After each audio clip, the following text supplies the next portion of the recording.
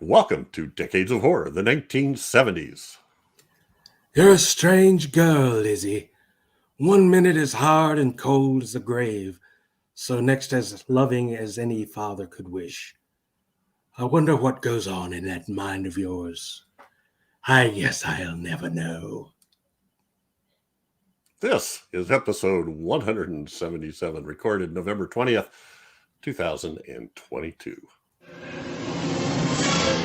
Gruesome Magazine. I kind of feel like he will know, just for a split second, you know. We know what's going through his mind, and that's. My name is Jeff Mohr, and this podcast is about horror films released between 1970 and 1979. Each episode, my co-host Bill Mulligan, Chad Hunt, and I tackle another classic or not so classic film from this wondrous, groovy, gory, and influential decade. That's a mouthful. Yeah. Joining me tonight is Bill Mulligan, writer, director, special effects guru, and all-around nice guy. How you doing, Bill? Doing okay. Getting ready for Turkey Day. Just a few days away. You off all week? No, I have school Monday and Tuesday, and then I'm driving to upstate New York. Spend some time with my folks there. Ah, cool. Yeah. Cool. Also joining us is Chad Hunt, comic book artist and co-host of Decades of Horror, the All of Them. How you doing, Chad? I feel like I've done all of them today. We could, you know. We could give Crystal a call. That's right. Just pulling all night. We're going to prank call her later anyway. So we might Oh, that's right. I forgot. The turkey prank call. Yeah. The horror. No, I'm good. All right. Good to have you here. So on this podcast, we're going to give a few details and then do some taglines and get into first impressions and then take off down the road. This is 70s. We don't do taglines on 70s. We do now. Yeah. Don't you remember last time we did? Yeah, but I was hoping you'd forget. No. Well, it's got a memory like an elephant. Once the logo's there, it's there forever. Tolls for me. Anyway, so we should tell people what movie we're doing. Then the taglines would make sense.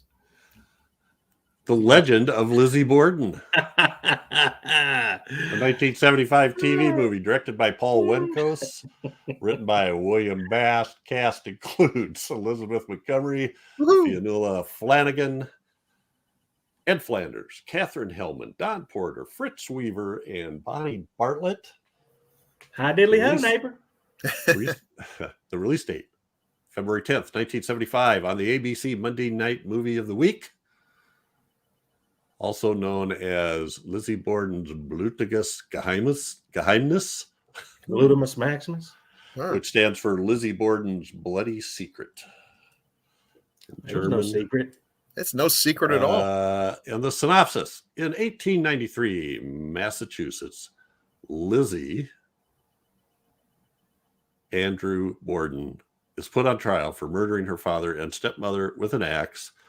And if you don't know the nursery rhyme, where have you been forever? Anyway. And there's a beautiful picture of Elizabeth Montgomery as Lizzie Borden in a nice turn-of-the-century dress. Is there any picture of Elizabeth Montgomery that isn't beautiful? I say no. Maybe not. Maybe not. And now...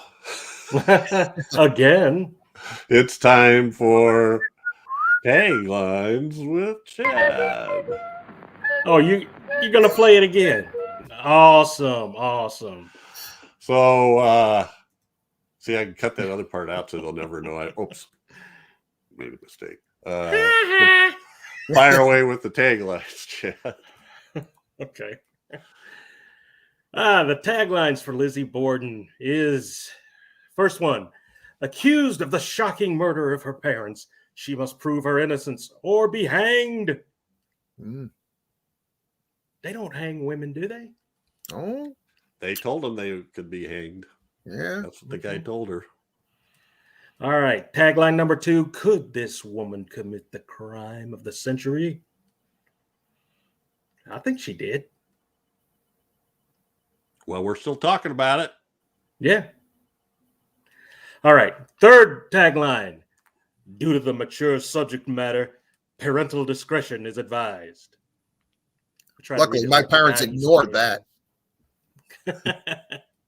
All right. Tagline 4. Lizzie Borden took an axe, gave her mother 40 whacks. When she saw what she had done, she gave her father 41. Those are your taglines for Lizzie Borden. Yay. Yes, that is actually the tagline. So, what stupid outro you got for us this week, man? I'm skipping the outro. I'm skipping the outro because there's no doubt in my mind I will screw it up. So, we're going to move on to first impressions. But first, you may notice we're missing somebody here. Doc Broughton could not be with us tonight. He's got the diarrhea. Something came up. TMI. Something came out. Came out of somewhere. I can do this all night. And just so people know, this won't come out for a couple of weeks, but this is right before Thanksgiving, as Bill's already said. So, oh yeah, now I make sense. Otherwise, you're like, oh, he's losing it. Oh my God! I said November 20th. So this is Bill's pick. So fire away, Bill. What are your first impressions? And my first impression was Monday night, 1975, when I saw it.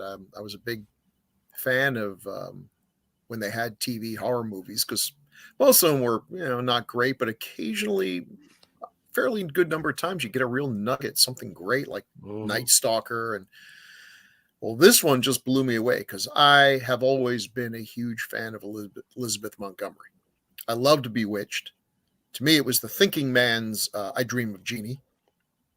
And she's just such a good actress, funny, sexy, beautiful, smart, obviously. So this was kind of really going against type here. I remember watching it, and I remember at the time thinking, this is way creepier than I thought you could get away with on TV.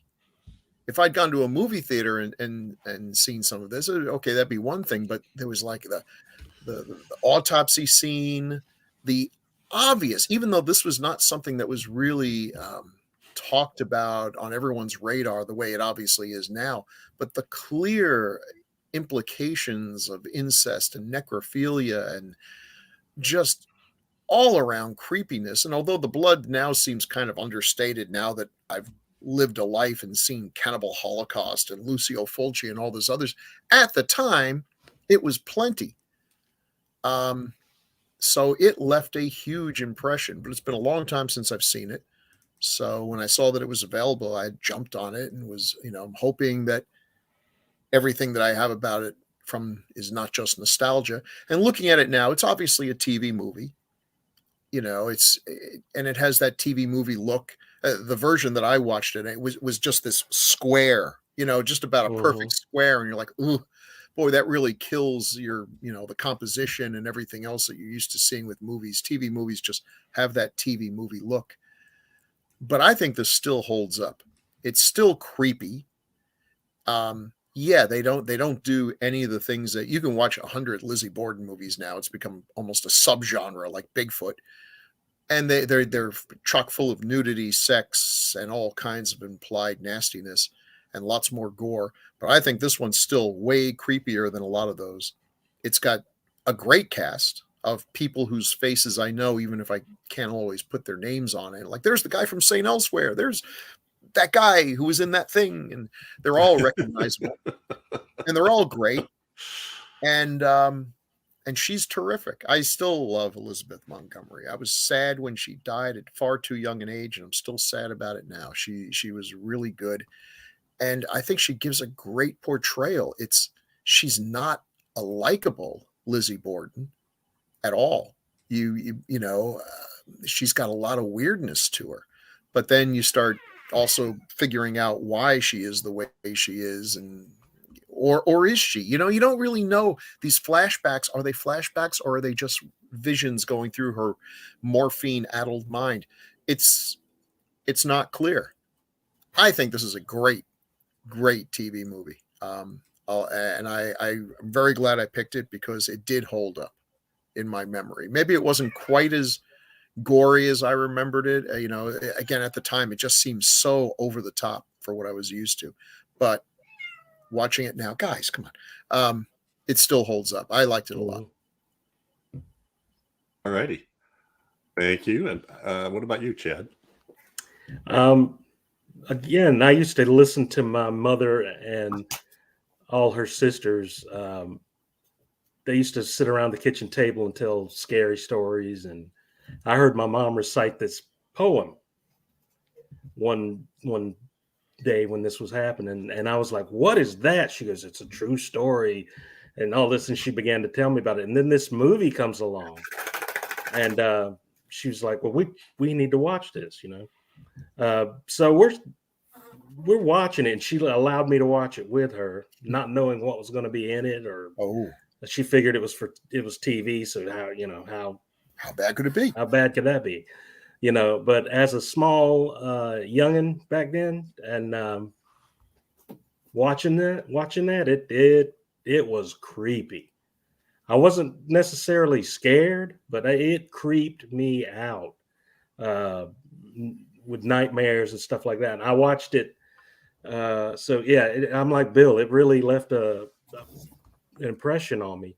So when I watched it yesterday, and it wasn't as traumatic as it was when I first saw it. But it was still effective. It's a very effective thriller. So it was. I enjoyed it a great deal watching it again through my adult eyes a lot. So great performance by Elizabeth Montgomery. I'd watch her do anything. I love Elizabeth Montgomery in Bewitched, and so it was nice. It was cool to see her in a different role than that now, and. So it all around, I liked it a lot. I liked it. I liked it when I first saw it. I liked it now too. So still holds up. Yeah. I actually think it does. I was surprised. If I'd have seen it at the time, I would not have got some of the stuff in there, because there's a fair amount of emphasis on women's plight of the time, I guess, or their position in society. But at any rate, I like this a lot because I think it's really well written. There's a lot of hints and things, and I don't know. There's a lot of it's hard to tell if they're dream sequences or hallucinations because she's jacked up on morphine the whole time. So I still don't know that the movie tells us for sure what happened or what they think happened because of the state that Lizzie is in, supposedly. But she's great. And there's this whole list of actors. Don Porter plays the one lawyer, Catherine Hellman, Ed Flanders, Fionnula Flanagan is still around and doing great stuff. Some of these other ones might be too. I just haven't looked them up. So anyway, Bonnie Bartlett is awesome. Seen her in some horror movies recently too. So anyway, I like this a lot. I'm pretty sure I saw this, but I don't have a real good memory of it. And I would have been 21. But it is still pretty gruesome. I'm going to throw some stuff up that Bill put together. So you don't normally have like posters for TV movies, but top one looks like a poster. Maybe well, I think they did release this theatrically in Europe. Okay. Oh, that's right.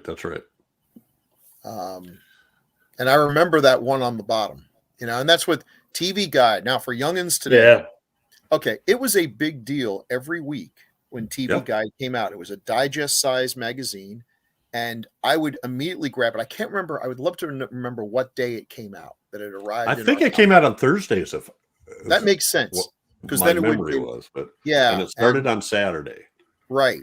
So immediately you grab it and you start pouring through it to see what horror movies are going to be shown on Creature Features and Chiller Theater and all these others. And you're hoping it's going to be something really cool. And it's usually Attack of the 50-Foot Woman again.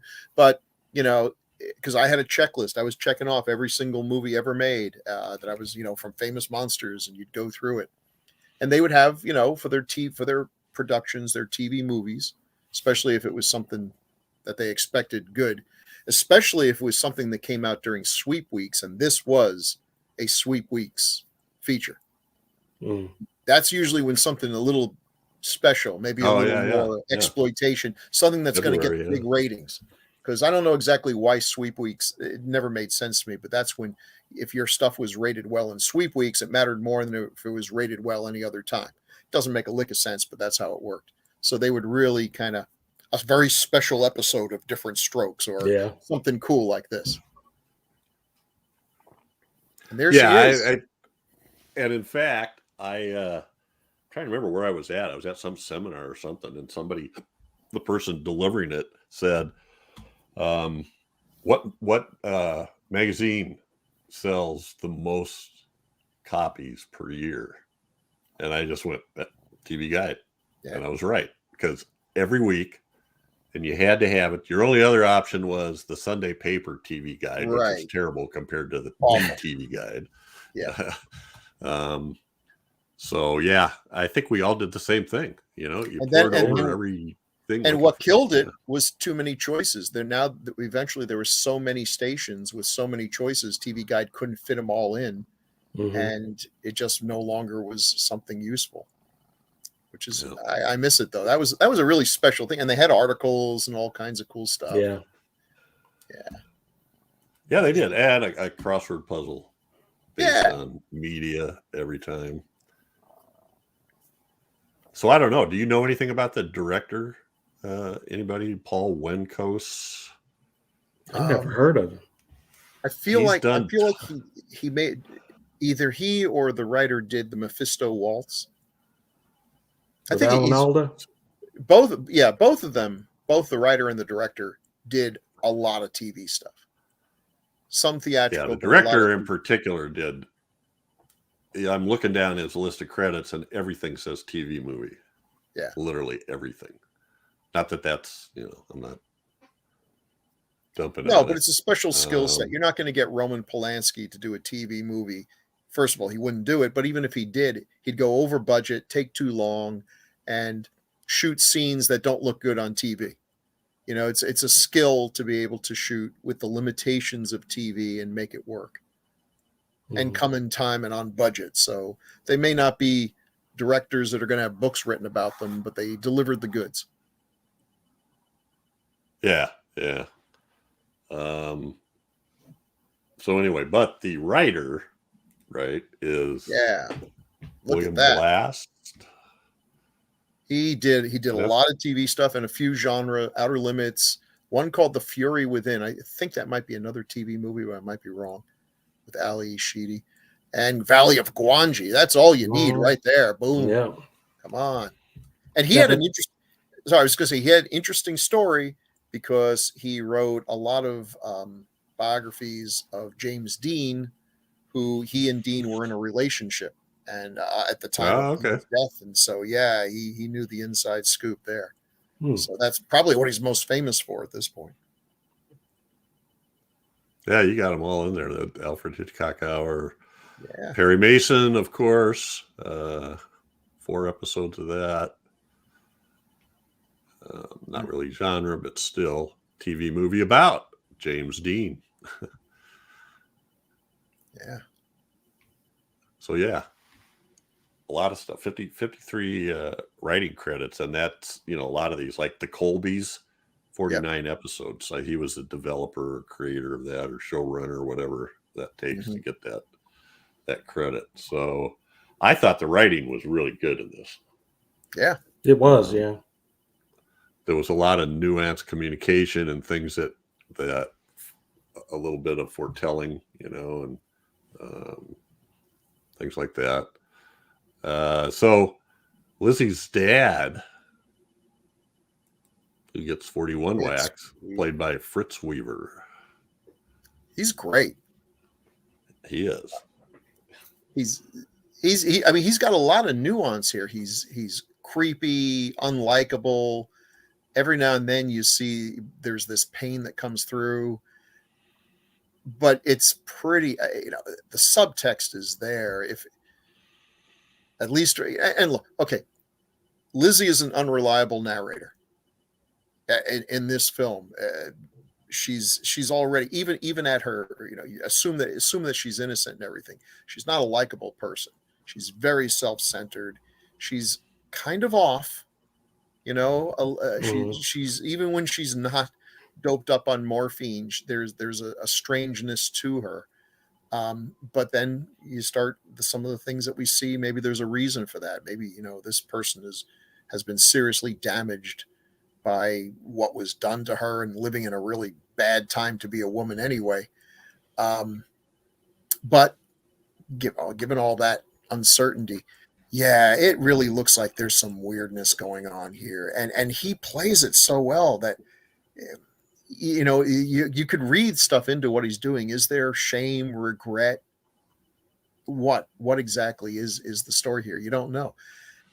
It's subtle, but I think it's a great performance. So did I. He usually plays creepy characters anyway, Fritz Weaver. Creep Show and other roles like that. But this one had, like you said, a little more depth, I guess you'd say, more layers to it. Because you don't know. It insinuates a lot of things, like incest and that kind of thing, and the abuse. So there's a lot of things that are said and done in this movie that you could take one way, but it's really another way. It was just, I thought it was great. And I think he, as an actor, he kind of picked up on that, and that's how he delivered his performance was, kind of leaving it ambiguous, about what happened. Well, and he seems like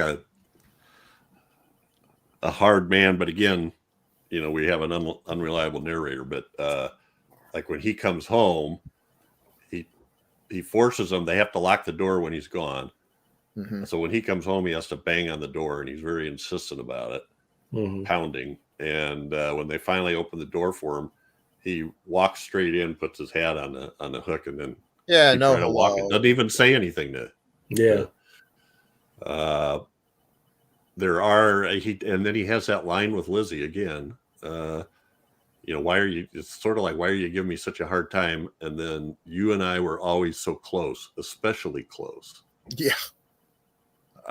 What does that mean? Well, there was a scene where they focused on the wedding ring, his wedding ring, and there was a scene of her putting the wedding ring on his finger, like she was his wife, and then she kissed him in the mouth, and she was maybe 10 years old, 11 years old.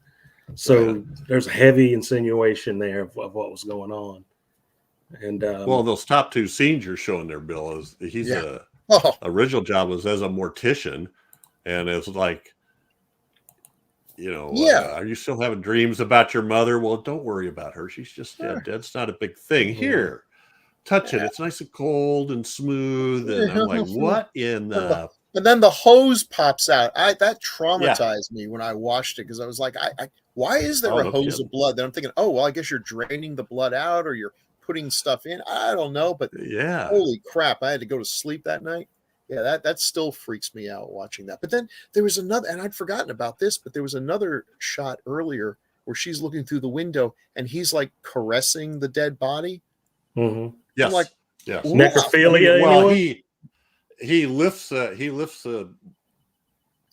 sheet up to look at the woman's breasts and then puts them down, and then starts to caress it. Yeah, like holy crap! What are we? Yeah. I bet Chad's mom was at that point thinking, "Oh, great." I remember asking a lot of questions that didn't get answered. I'll put it that way. Oh, no. Probably not. Well, then Mhm. there's also the shot with, or the scene where he freaks out, and apparently, because kids are breaking into their barn and stealing pigeons, he He's goes in gotta- and kills them all Right. with a Which is a hatchet, and perfectly then rational. says, now they won't be able to see what happens when they try to come and get them again, And I'm like, Yeah. what? And they'll know. They'll know And, you're a crazy old coot. Yeah. well, and Lizzie's like, those are my pigeons. And he's like, no, this is my house and everything here is mine. Yeah. But yet doesn't, yeah, that was a different. Which, quite frankly, is why I think she's guilty. If you look into the history a little bit of it and everything, and my wife's like the biggest true crime fan on earth. Bold statement, but I think it's true. And, there had been a lot of things going on where he was sort of giving he was fabulously wealthy. They were millionaires by today's standards, adjusted for inflation, they were worth millions. So he was starting to give away some stuff to his new wife's family, and Lizzie and her sister, they were older women for the time, unmarried, no real prospects.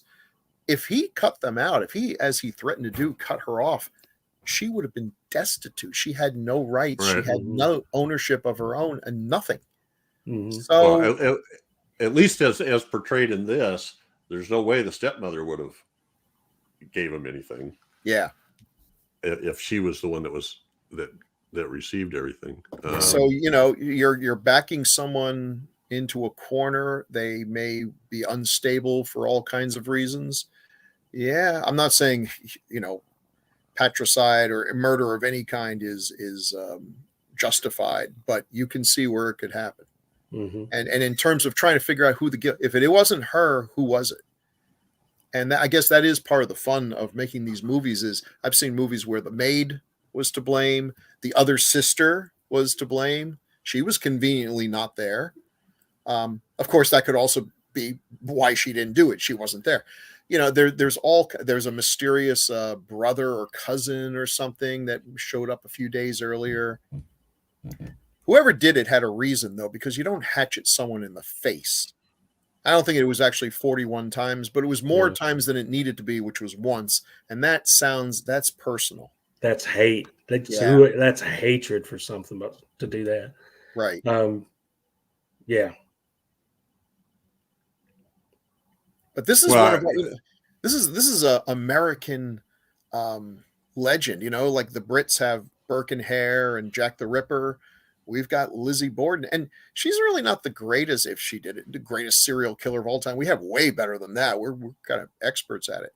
But the fact that it's unsolved and it's just got that creepy quality to it, and there's so many things you can read into it, has made it an enduring legend. Mm-hmm. Yeah. It's well named, The Legend of Lizzie Borden. I mean, it's just one of those stories. It's never going to get solved. It's way too late for that. Mm-hmm. Yeah. And I just want to say this. Well, go ahead, Bill. That was the golden age of serial killing. That was the golden age of being a murderer. You could get away with anything back then because forensics was basically like them sticking their finger in the pool of blood and, yep, that's blood. That's about as far as it went. They had nothing. If you weren't found holding the axe and like with a Perry Mason moment saying, yeah, I did it and I'm glad I did it and I'd do it again, and they would take you straight to the gallows, it's amazing anyone ever got convicted.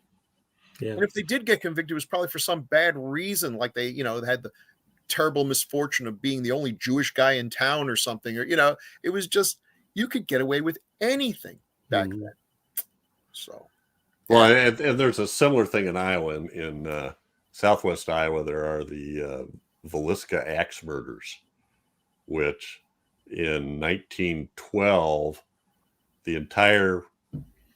all 6 members of a family and 2 guests in the house were killed with an axe, and no one was ever brought to justice.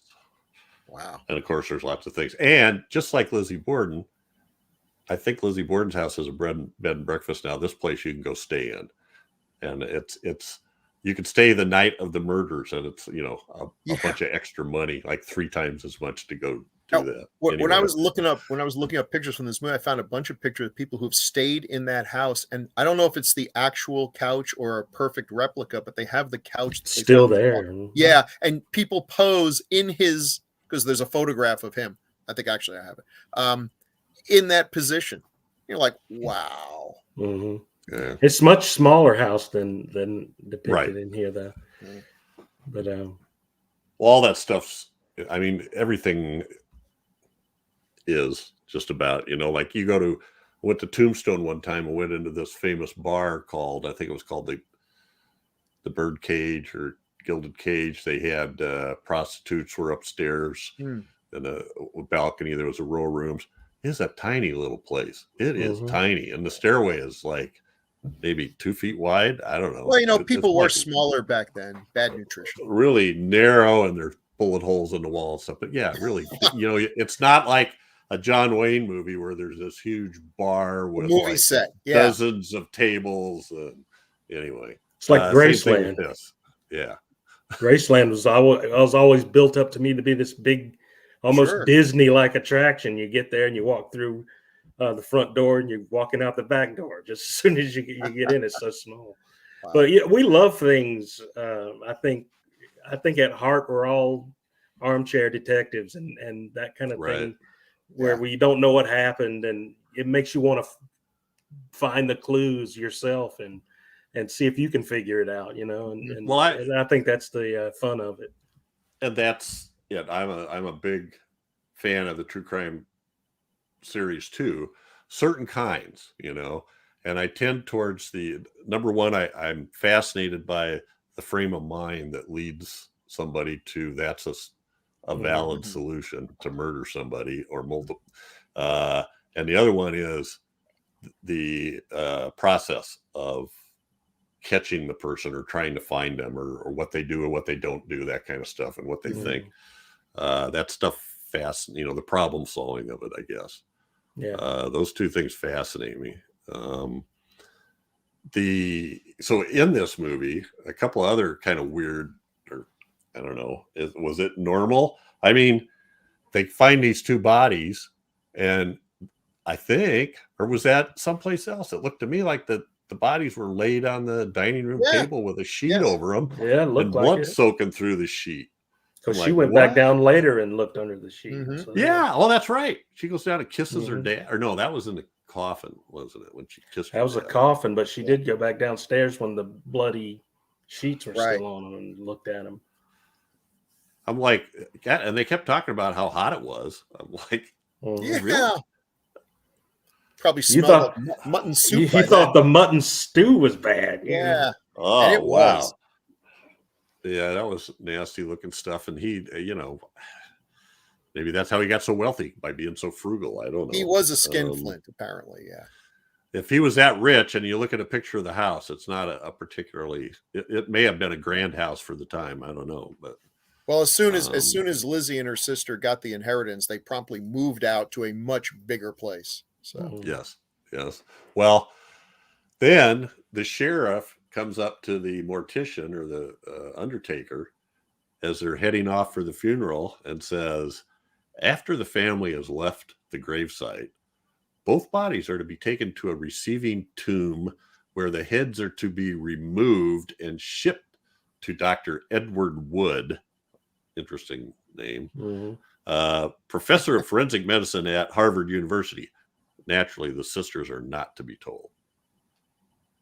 Yeah. We're cutting you. Not only do we think you killed them, we're cutting their heads off and sending them to, which had to be a kind of a shocker at that time, I would think. I mean, and the guy, when he testifies, there wasn't all that much stuff he figured out. It basically, this skull, this hole in the skull fits the axe. I think any axe would fit that hole in the skull. Yeah. If it fits, you must acquit. Yeah. There was any doubt how he died. But we also have this idea of the plight of women in society. So she goes to the inquest. First, the judge tells her, you don't need a lawyer because this isn't a court. And then when he gives down his decision, he says, well, I'd really like to just say we don't have enough evidence and send you on your way. Yeah. But I have to stop and think, if you were a man, would you do this? I'm like, besides the fact that you're submitting her to all this other crap because she's a woman, Right. but in this case, I'm going to consider you as a man and put the full boat effect of the law on you. So that I found that all interesting. And then there was a fair amount of, but she had also, according to the one testimony, she had been worked in the church and worked for temperance movement and stuff like that. So anyway, talking more about the case on him, but in the movie it's portrayed, and there's people protesting outside the. Oh yeah. Which I think is one of the reasons why so many of us think that she's guilty. The thing is that she was. You could argue she got off because she should get off because all the evidence was circumstantial. But the fact is, pretty much all evidence back then was circumstantial because forensics was almost non-existent. But they took her off because it was unthinkable to them that a wealthy white woman could possibly do something like this. Yeah, she's not an Indian or anything, for God's sakes. I mean, it's just impossible. Maybe some crazy Irish woman, sure, an immigrant might have done it, but not the Bordens. They come from good stock. So she was found innocent for bogus reasons. And that kind of invites. Sometimes I feel like I'm being a little. Not that it really matters. She can't do anything about it. I feel I'm being unfair to her because really, there's not a lot of evidence against her other than she makes a good suspect. And some of the stuff then was sketchy. But, this movie reminded me of something I had forgotten, which is that she's on morphine for the entire time. Right. Yeah. I don't remember what I had for breakfast yesterday. Right. From the time of the murders until the end of the trial, at least. Yeah. He's on morphine. And if, it'd be interesting, I think, to read the transcripts because in this case, the prosecutor, Ed Flanders, is being a dick to her, Yeah. I mean, it took you 10 minutes to eat 3 pears. Yeah, my wife freaked out at that. She's like, how long does it take anyone to eat 3 pears? Like 10 minutes seems perfectly reasonable. Yeah, it does. I mean, what does he expect? Going through it like a buzzsaw? Yeah, so there was other things like that where he was, but he had his sort of comeuppance when the doctor goes, yeah, and then he wants her to say what dress she had on, and he's like, I wasn't paying attention to her dress. I don't know what dress she had on. Basically, I'm not going to tell you that that's the dress or that's not the. I think he finally does say that's not the dress, but I don't know where he was going with it because they never said that there was blood on that dress that they had there. Yeah, and that was the dress that she wore that day. It was anyway. It was interesting to me in the way she was treated. And then when the prosecutor's wife speaks up to him at the last minute and says, she's got a good line. It's kind of impactful. It's something like, you don't know how heavy these skirts are. Yes. You have no idea how unbearably heavy these skirts can be at times. And he's like, I'm not sympathetic to the acts. I'm sympathetic to what might have led her to that. So, I like the way. What else is a woman supposed to do except hide behind her skirt, or femininity? Anyway, what, Chad, you like?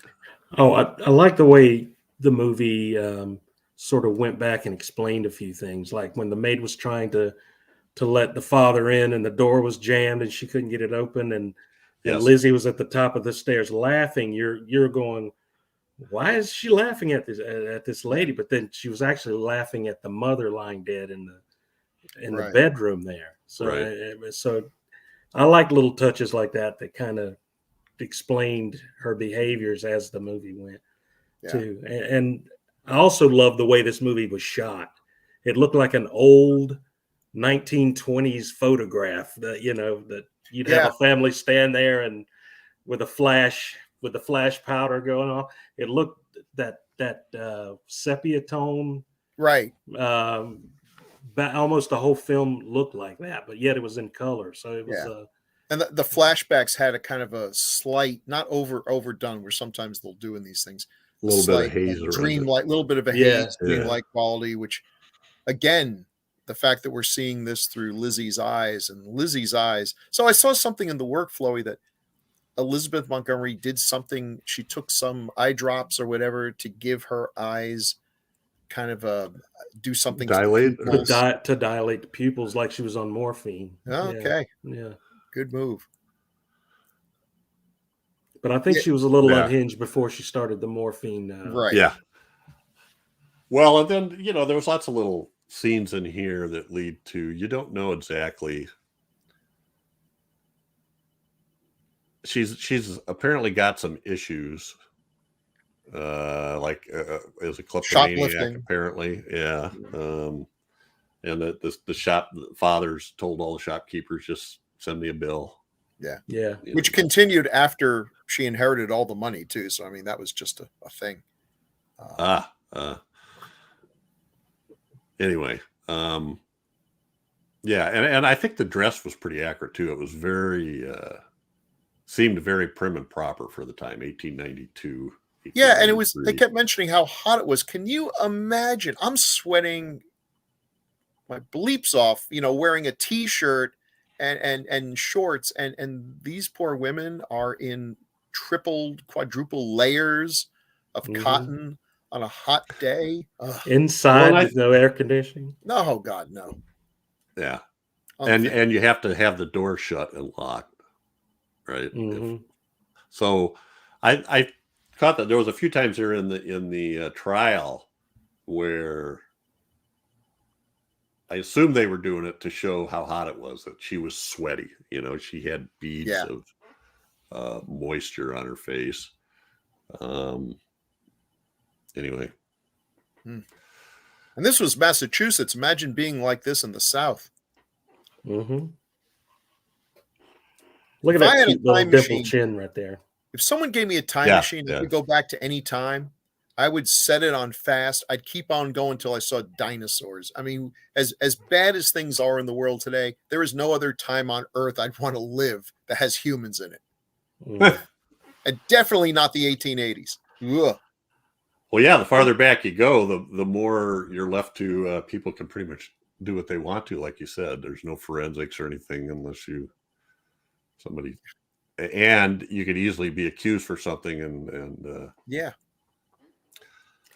they made mention of the Salem witch trials in this. I thought was funny. Yeah, with her being on Bewitched and right. So her sister is played by Katherine Hellman, who we just talked about on The Lady in White on That's 80s, right. a couple episodes ago, but was also in Soap and what was the other one? Who's the Boss? Who's the Boss? Yeah, well-known TV series. Brazil. Yeah. She's great in this. She's great in this, and it's weird because she's the older sister, and yet she's much more passive and yes. Under Lizzie's thumb completely. And kind of this, she's the one that people probably find easier to identify with, and even she isn't sure what happened. And there's been a lot of speculation about that. Some have accused the sister of being the actual killer, and Lizzie took the fall for her, which seems unlikely. A number of people suspect that she may have known that Lizzie did it, but it all worked out well for her too. And she was in the same position Lizzie was, only even older, and didn't have a marriage, didn't have anyone other than her father to depend on. He could cut her off at any time. I don't know. But she gives a really nuanced performance because she's a fairly unemotional person compared to Lizzie. But yet you can tell that there's times where she's like taken aback and she's feels the need to say something to Lizzie.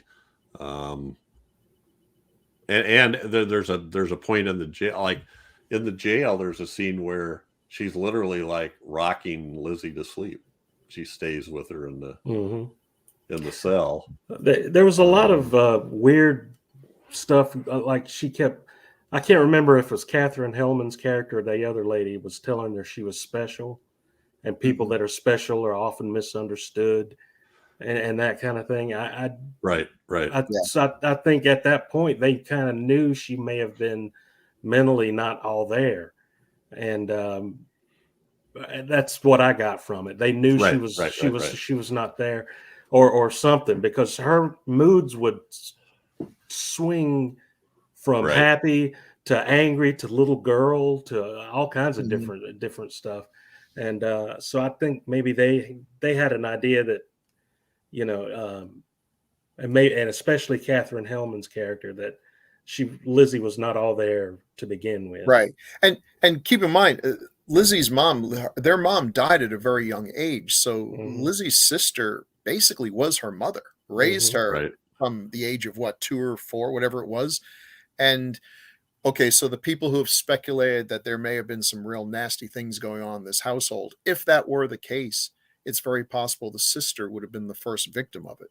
And then, as happens, it's horrible to even talk about these things, but as happens in cases like this, at some point, the father then turns his attentions to the next one in line. So the older sister, on the one hand, she probably would have been happy that it's no longer her. At the same time, she's watching her little sister get victimized. I mean, their relationship in real life was a very strange one.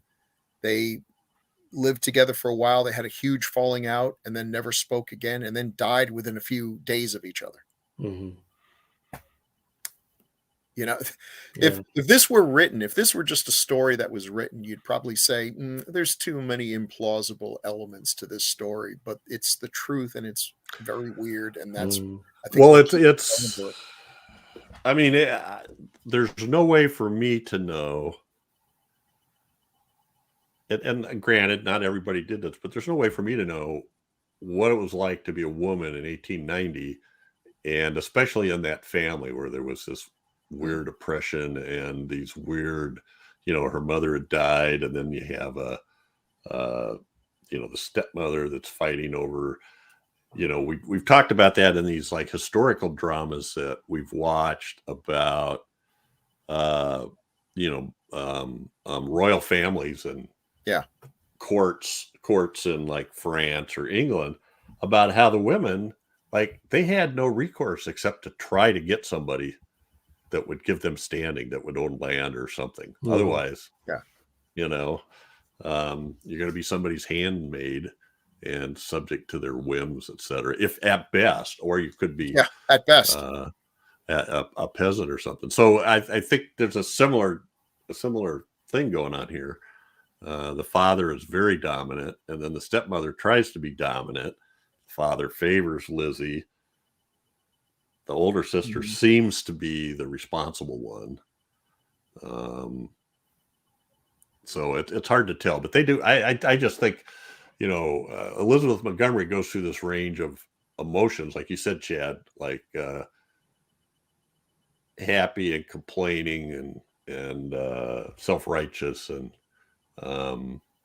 then Catherine Hellman, you see a range of emotions, but they're like all in her eyes or her expression. There's not any. She does a great job. Catherine Hellman could play a fragile character so well because she has delicate features. She can look just like a vulnerable little bird, and I've always enjoyed watching her performances. I really think she should have done more, but she's very good in this. And their little exchange at the very end, when she said, "I'll ask you one more time, did you kill father?" And the camera sort of pans around and she never answers. That was just a genius. That was a great, and then just to put the cap on it, we get the little sing along rhyme. Right. And then it gets loud for the last chorus, and that was a creepy way to end a creepy movie. And now it's time to go to bed. Yeah. Okay. Thanks. Thanks, Monday Night. Oh, Bill. So here's the real Lizzie. Yeah. Okay. So I just want to say this. Juxtaposed. If they ever make the Bill Mulligan movie, I hope that I get the generous casting that Lizzie Borden got here, because that means they're going to have to get Brad Pitt or someone to play me. Lizzie, you know what? Lizzie was probably average attractiveness for the time. And for the time, let's just keep in mind primitive dentistry. Okay. Just keep that in your head. Elizabeth Montgomery is a flippin' knockout. She is absolutely gorgeous, but in a real way, and in a way that maintains her unique qualities. I love her and everything. I love Bewitched. I mean, it was not the greatest show ever. Every episode was the same damn thing. But she made that show. They replaced her husband halfway through. Nobody cared. Who cares who plays Durwood? You're right. They did. I bet they're really worried about that too. Gee, do you think the audiences were fine, guys? It'll be all right. I've read somewhere that Elizabeth Montgomery was like 6th removed cousins with Lizzie Borden. Yes, for real. Some genealogist did this after. I think it was after she passed away. But yeah, that they actually, isn't that crazy? Mm-hmm. It is. So they would have played that up like crazy if they'd known it at the time. Oh my God, they would have made that a whole big deal. That top picture just seems like a picture of the time. Looks legit. Yeah. And then we got the three in there. They're having a big brawl, and Lizzie hears the argument where Abby, the stepmother, is complaining to her father. And look, these shots, these two shots on the bottom. Again, it's a TV movie. You're not going to get Stanley Kubrick, but they're well composed. It's sort of obvious, though, in the middle. But really, it's not TV movies. That square image is not a lot of fun when it comes to using cinema creatively. So you've got to do angles and Dutch tilts and all the other little bits to try to, especially when you're doing this in a very cramped house. There's not a lot of opportunity for things, or jail cell or whatever. I think from a storytelling standpoint, the director, cinematographers all did a good job here. Mm-hmm.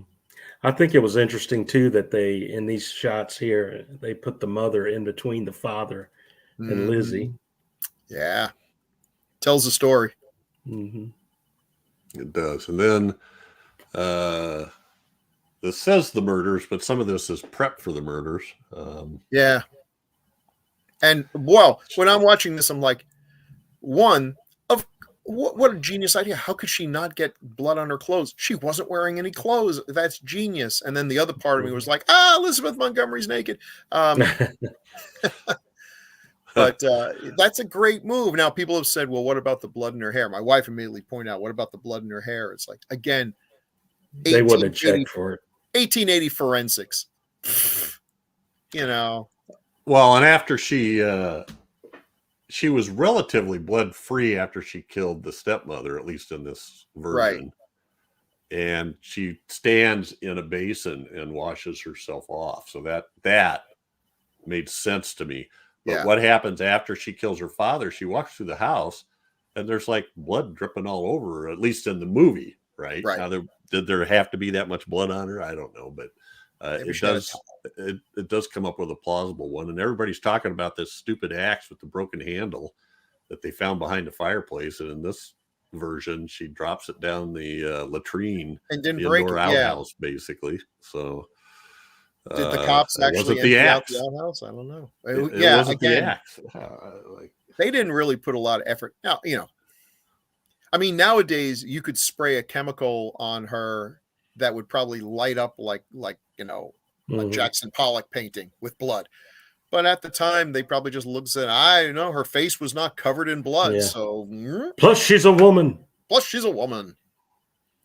If there was blood, the main thing is they probably wouldn't look too much past her dress. The dress she looks great. The dress is clean. When they're in the when they're in the courtroom and there's like, well, there was blood on the dress, but I think it was menstrual blood. You can almost feel everyone in the courtroom there just shut down. Oh, don't want to hear any more of this. You may leave the stand. We don't talk about these things. Mm-hmm. Yeah. And then when he tries to have the guy demonstrate how the axe goes is when and Lizzie faints, which if that were, I'm assuming she was guilty, a genius move. It's like, obviously she couldn't have killed her father. She couldn't even keep consciousness thinking about her father dying, much less doing it. Use your brain. Well, and the prosecutor, you look at his face and he's like, that didn't come out the way I wanted. Like I just lost this thing. He looks like the OJ prosecutors when they had him try on the glove. It's like, well, I'm going to get a razzing from the other prosecutors on this one. I think we've done screwed up. But yeah, it also impressed on me that even with the amount of clothes she was wearing, the amount of time it took her to take her clothes off. Yeah. And I mean, like she could maximum 10 minutes to kill her stepmother, take her clothes off, give her 4 whacks or so, rinse herself off, go put the clothes back on, go dump the water. It was surprising to me to fit that around what was going on in the house, Right. But that's assuming, and knowing that her father would never go upstairs when he came home. He always went into the room and read the newspaper and anyway, good stuff. Yeah, it was. And I also like, as she's killing him, we're seeing the flashes of all the various horrible, creepy things that we've seen throughout this movie. Like, oh, there she is with the mortician. Oh, there he's bouncing her on his knee. Oh, there she's kissing him on the lips. And I was like, thanks for reminding me. Can we get back to the murder? Because that's less creepy than this other stuff. So this is something that happened 130 years ago. And we're talking about a movie that was made not quite 50 years ago, 47 years ago. And there's movies recently that have come out in the last couple of years about that. Yeah. Multiple movies, so. I think part of it is the fact that you have to go back pretty far before forensics and everything to really have a good mystery story to tell. If we're talking about modern stories, even ones that may, maybe the person was found innocent or, it's again, my wife's really into true crime, and it's pretty obvious who the guilty people are. Sometimes they manage to escape justice, but and there's not a lot of mystery. Being obvious who the guilty person is doesn't mean they're going to pay for it either. Yeah. At least in the stuff I watch. I've been watching a series called Disappeared, and it's surprising to me how many people seem to literally almost vanish without a trace, and they can't they can't find a good. Now there's anyway. Too much off subject. All right. Any final warning. Just a warning, people. If you fall down into this rabbit hole of true crime and everything, you got to watch it because it really warps your view of the world. Like if you've got kids of your own and you start watching these true crime things and they're like, I'm going to go to a concert. No, don't. That's what happened to the last 15 people I've watched on these shows and they never came back. And I was telling my wife or my aunt, I can't remember who, or my sister, about a murder that happened quite a few years ago. And the woman was found dead in her home, but there was no blood. And my little niece standing next to me goes, why don't they use blood powder? That's how ingrained this is in everybody's conscience. When I was a kid, somebody got killed and there was no blood. I would have thought aliens did it. Vampire did it. Look on the neck. Look for holes on the neck, you fools. Look for 2 orifices on the neck. Yeah. Now kids know about Yeah. Well, this was nominated for Golden Globe for Best Made for TV Picture.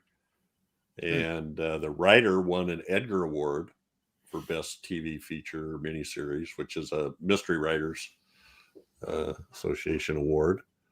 Won a couple Emmys for costume design and editing, and nominations for Elizabeth Montgomery. Good. Art direction and sound editing. So, yes, it was a very well-respected production at the time. It's one of the most well-remembered ones, that's for sure. That and Trilogy of Terror. Yep. Yeah. I'm feeling really stupid. Which one was Gloria Stewart? Gloria Here Stewart. she is. Oh, she was a store customer. Maybe she was the one that reported the axe. She was the one. She took something. Yeah. Okay. I should watch that again. Go back to the old dark house from the 30s. She's awesome. Wow. And then comes back again in Titanic. That's right. All right. Yeah. Oh, yeah. Yeah. All right. I think we should probably quit here, eh? We do have a bunch of feedback. Guys got time for feedback? Sure. So, yeah. You who wants to read Octoman from Lone Wolf? I'll do Octoman. Okie doke. Because he opens up with something I 100% agree with. This is from Lone Wolf, and he says, Rick Baker is my favorite special effects guy of all time. Right there with you. Next to Harryhausen. I'm thankful that he made my favorite horror film of all time, An American Werewolf in London, as awesome as it was and still is.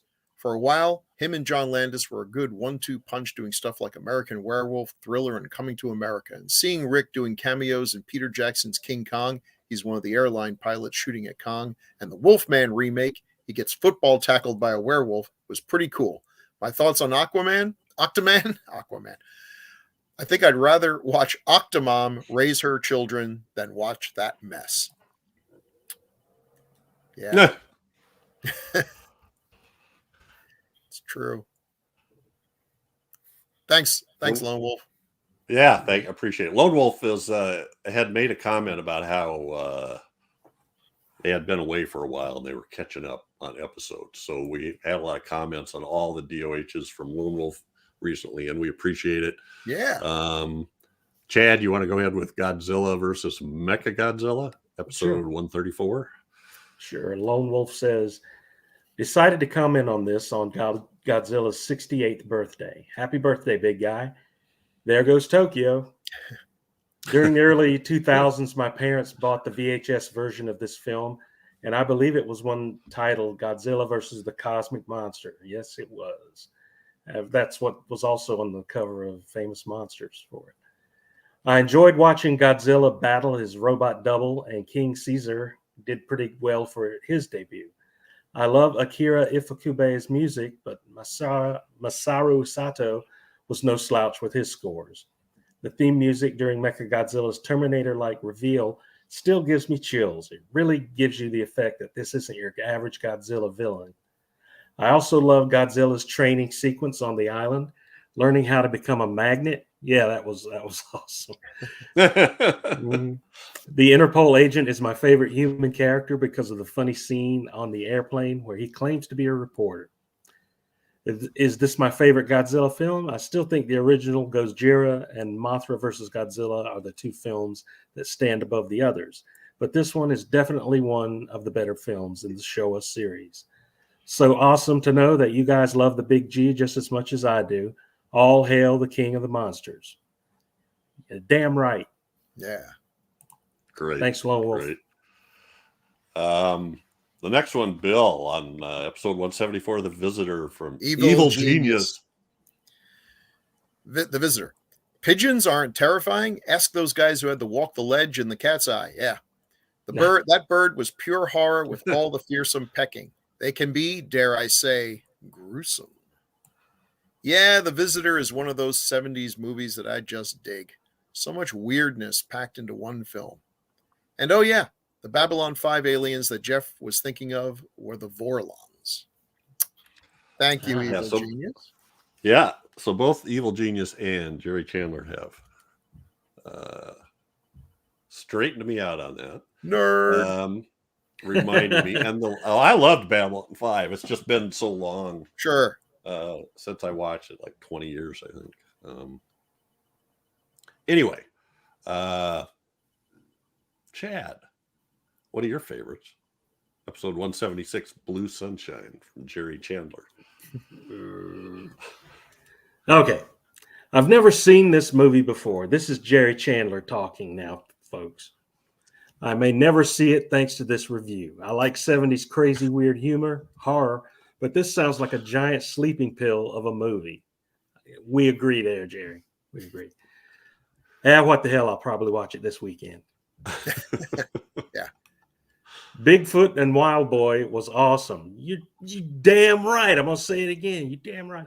The trailer isn't the only thing you can find on YouTube. There are complete episodes from when it was briefly spun off as its own Saturday morning show. I was a fan. So was I. Watched it every Saturday. I'm glad that my feedback helped Chad get some sleep. He looked so completely tired, distracted, and almost fog of sleep confused in so many recent episodes. Hopefully the rest I provided him will get him back on his A game of being and looking only mostly tired, distracted, and almost fog of sleep confused during the show. Thank you, Jerry. It's the best sleep I've had in a long time, so I appreciated it. I did apologize in several places. I didn't mean to write a novel about Dr. Jekyll and Sister Hyde when I started watching. It inspired you. Yeah. Nobody's writing Thanks, Jerry. novels about Blue Sunshine, so. Yeah, true that. Thanks, Jerry. Do that. All right, Jerry. Thanks, Jerry and Evil and Lone Wolf and the rest of you out there. Please give us some feedback, ask questions, correct us, tell us what we got wrong. Tell us, it was That's a the stupid cool movie. part. Tell us if we yeah. say something wrong, engage with us. Tell us it was wrong, and Sure. Tell us Blue don't have Sunshine anybody is great. Whatever, we'll laugh at you. It's a discussion. You don't have anybody to talk to about these movies? Let us know. Let us know. All right. So coming up next episode, I doubt we're wrong about anything, but just in case we are, we want to put that out there. This next one, oh boy, I'm wrong all the time. So Chad, this is your pick. What's our next episode? Our next episode is pending that if it's still streaming by the time we get back around to it, is Count Dracula with Christopher Lee, the Jess Franco version. This is Chad. Bill, you keep saying we haven't done a Jess Franco movie yet. You're just like poking Chad. It's just like poking. I know. And listen, and you know what? If you're going to do a 1970s Jess Franco movie, this is probably the one to do. All right. And we also have an alternative that we may have to do first. I don't want to say anything about it in case it doesn't come through. So at any rate, if we don't do it next, it'll be the one after that. And the next one will be a surprise. Maybe to all of us. All right. Yeah, pretty much. Guys, thank you so much. Doc, please come back. I don't like doing this. Yeah, Doc. All the time. I like swig some kaopectate. Come on back. Get well. He misses Doc. Yeah. I do miss Doc. Yeah. Doc's what got us into all this. For hanging with me. Thanks to our listeners. Yeah. Thank you, everybody. Say good night. Good night.